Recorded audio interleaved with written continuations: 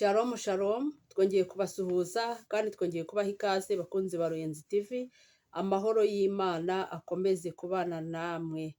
Ni wa mubyeyi wanyu bakunda ubifuriza ibyiza biturutse mu gihugu cyo mu ijuru, mbifuriza umunezero uturutse ahera h'Imana, mbifuriza amahoro aturutse ku Mana Data wa twese. Yesu nashimwe cyane. Nkomeje kwihanganisha abantu bafite ibibazo bitandukanye.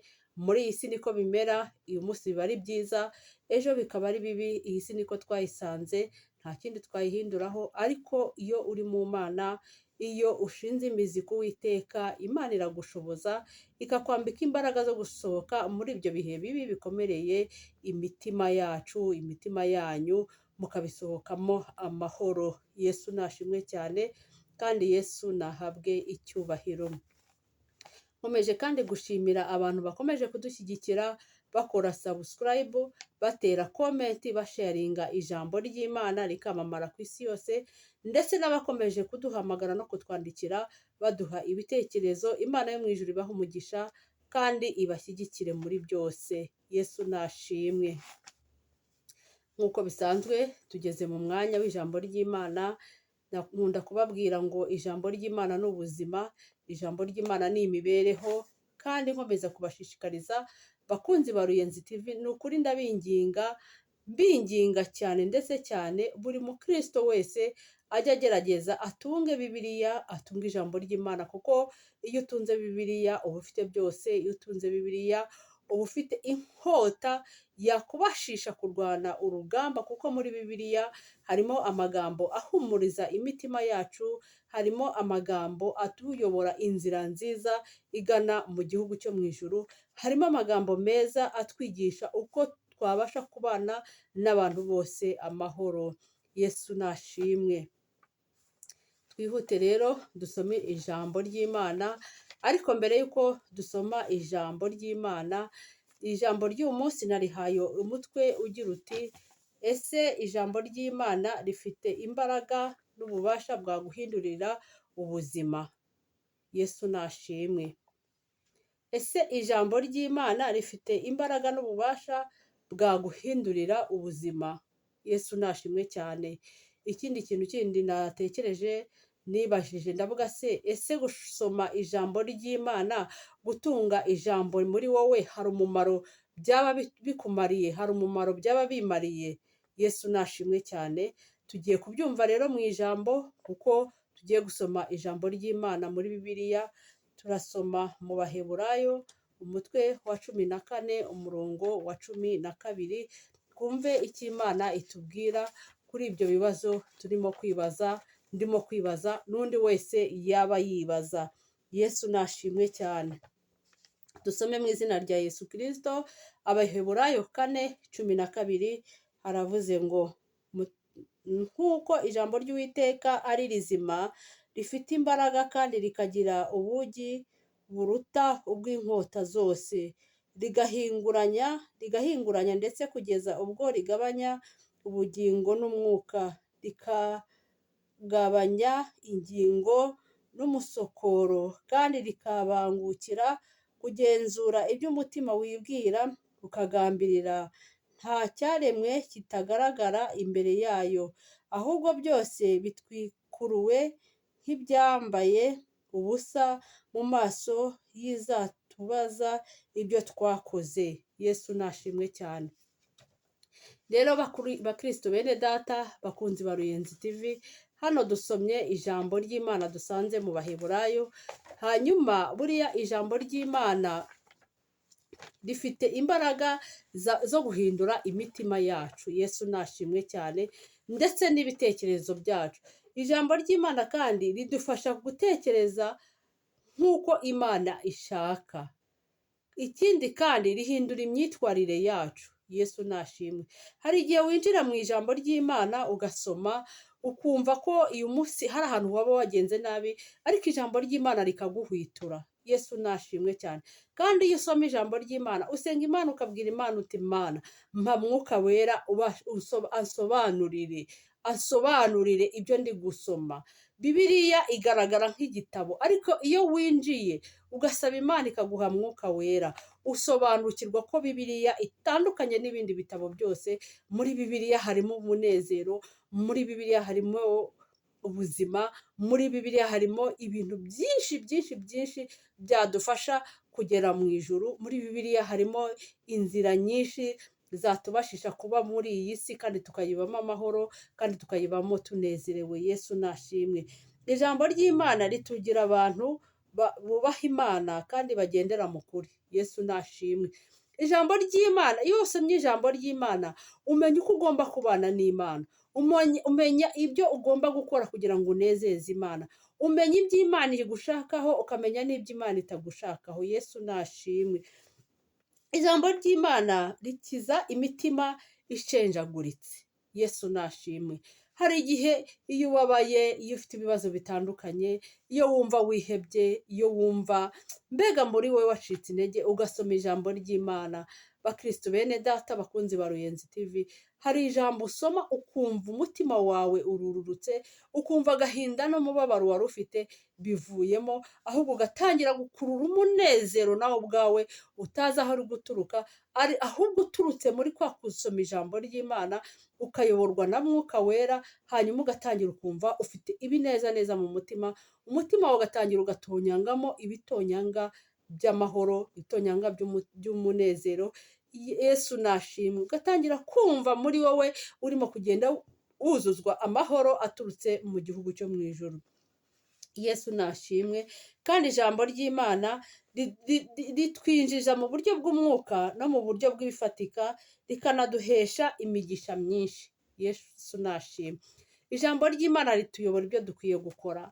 Ijambo ry'Imana, tuvuge urugero, ushobora gusoma ijambo ry'Imana, hari aho gufasha, hari aho guca bugufi, hari aho kugira inama.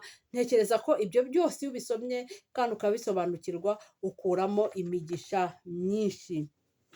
Hanyuma iyo ubayeho mu mubabaro ugasoma ijambo ry'Imana, riraguhumuriza rikanomora umutima wawe. Yesu nashimwe.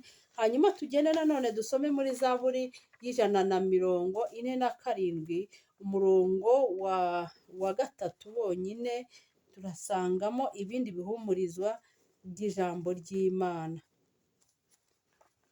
Yesu nashimwe cyane kandi Yesu nahabwe icyubahiro. Zaburi 143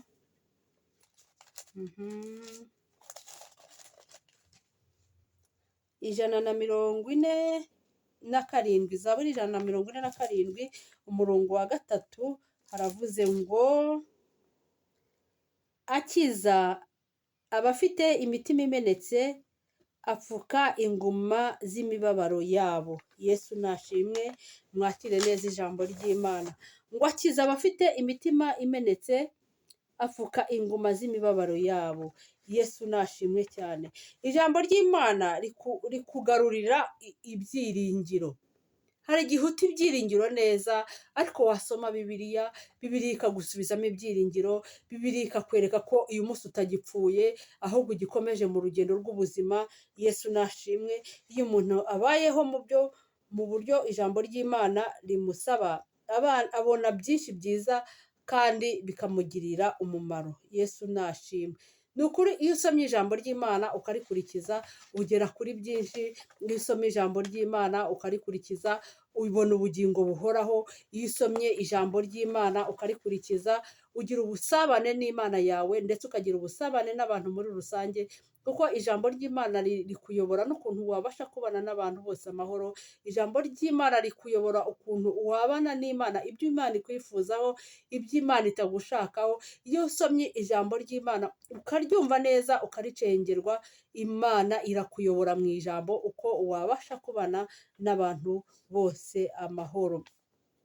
Ikindi kandi ijambo ry'Imana ritugirira umumaro, kandi riduha imbaraga zo gukomeza kwizera ndetse no guca bugufi imbere y'Imana. Yesu nashimwe.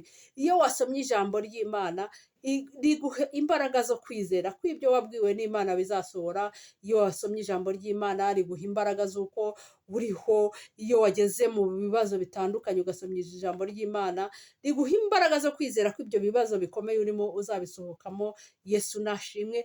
Iyo usomye ijambo ry'Imana ni ukuri rikwambika imbaraga rikagira aho rigukura mu buryo bw'umwuka ndetse no mu buryo bw'umubiri. Yesu nashimwe. Ni ukuri bakristo bene data, mbasabiye ndabinginga ngo mujye musoma ijambo ry'Imana, kuko gusoma ijambo ry'Imana ni byiza, kandi gusoma ijambo ry'Imana musabe Imana ibahe Mwuka Wera abasobanurire, kuko ushobora gusoma ijambo ntusobanukirwe iryo ari ryo, ukamera nk'umuntu uri gusoma ibindi bitabo bisanzwe. Ariko gusoma Bibiliya bisaba ngo ube ufite Mwuka Wera agenda agusobanurira ijambo ku rindi, agende agusobanurira icyo Imana igushakaho. Yesu nashimwe cyane, kandi Yesu nahabwe icyubahiro. Rero bakristo bene data, bakunzi ba Ruyenzi TV, ndetse no mu gusoma ijambo ry'Imana rituyobora inzira yo kujya mu bugingo buhoraho, yo kuzabona ubugingo buhoraho. Yesu nashimwe, kuko ijambo ry'Imana riratuburira, ijambo ry'Imana riratubwira ngo iki gikore, iki kireke. Ijambo ry'Imana ritwereka inzira igomba gucamo kugira ngo ugere ku Mana, ritwereka inzira ugomba gucamo kugira ngo ugere mu gihugu cyo mu ijuru. Yesu nashimwe cyane, kandi Yesu wacu nahabwe icyubahiro. Mwakire neza ijambo ry'Imana, kandi Imana irabakunda cyane. Turagushimiye Uwiteka Imana, tugushimiye kuri Imana y'amahoro, tugushimiye ko uri Imana ishobora byose, tugushimiye ko uri Nyiringabo Imana, tugushimiye ko uri umutunzi w'imbabazi. Izina ryawe nirihabwe icyubahiro. Turagushimiye abakunzi ba Ruyenzi TV ko duhaye umuburo wo gusoma ijambo ryawe, kuko mu ijambo ryawe niho hari byose.